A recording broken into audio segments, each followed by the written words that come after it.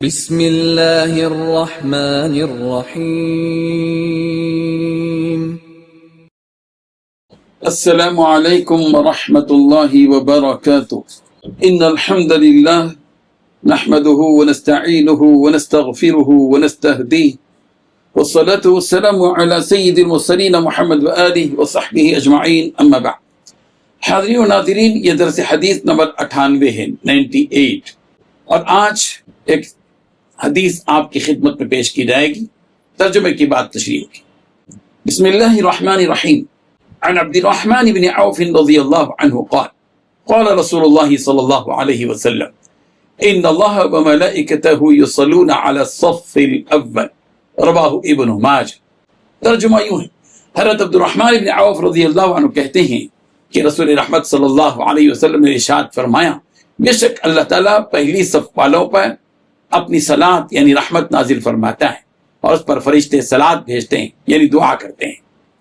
اس حدیث میں صرف ایک بات بتلائی گئی ہے۔ پہلی بات، اللہ تعالیٰ اور اس کے فرشتے پہلی صف والوں پر اپنی صلاۃ یعنی رحمت نازل فرماتے ہیں۔ اس کا مطلب یہ ہے کہ جو لوگ مسجدوں میں جماعت کے ساتھ نماز ادا کرتے ہیں اور انہیں پہلی صف میں کھڑے ہونے کی توفیق اور سعادت نصیب ہوتی ہے، تو ان خوش نصیب عبادت گزار نمازی بندوں پر اللہ تعالیٰ اپنی رحمتیں نازل فرماتے ہیں، اور فرشتے ان خوش نصیب بندوں کے لیے دعا کرتے ہیں یعنی صلاۃ بھیجتے ہیں۔ بزرگان محترم نے یہ حدیث یہاں اس لیے بیان کی ہے کہ اس میں ان فرشتوں کا تذکرہ ہے جو فرشتے پہلی صف میں نماز ادا کرنے والوں کے حق میں دعا کرتے ہیں یعنی صلاۃ بھیجتے ہیں۔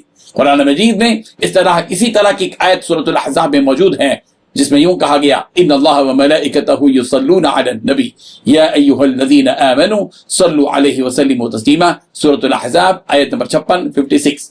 بے شک اللہ اور اس کے فرشتے نبی پر درود بھیجتے ہیں، اے ایمان والو تم بھی اس پر درود و سلام بھیجو۔ غور کرنے کا مقام یہ ہے کہ اللہ تعالیٰ نے جو لفظ یصلون کا رسول رحمت صلی اللہ علیہ وسلم کے لیے استعمال کیا، نبی رحمت صلی اللہ علیہ وسلم نے وہی لفظ صف اول میں کھڑے نماز پڑھنے والوں کے لیے استعمال فرمایا۔ آج کل لوگوں کی بے حسی اور غفلت کا یہ عالم ہے کہ پہلے تو نماز نہیں پڑھتے، اور اگر نماز پڑھتے ہیں تو نہ تکبیر اولیٰ کا اہتمام کرتے ہیں اور نہ ہی پہلی صف کے حاصل کرنے کی جستجو ان میں ہوتی ہے۔ مادہ پرستی نے آج کل لوگوں کو ایسی فضیلتوں کے حاصل کرنے کے شوق سے محروم کر دیا ہے۔ اللہ تبارک و تعالی ہم سب کو پہلی صف میں نماز پڑھنے کا عادی بنا دے، آمین۔ وآخر دعوانا ان الحمد للہ رب العالمین۔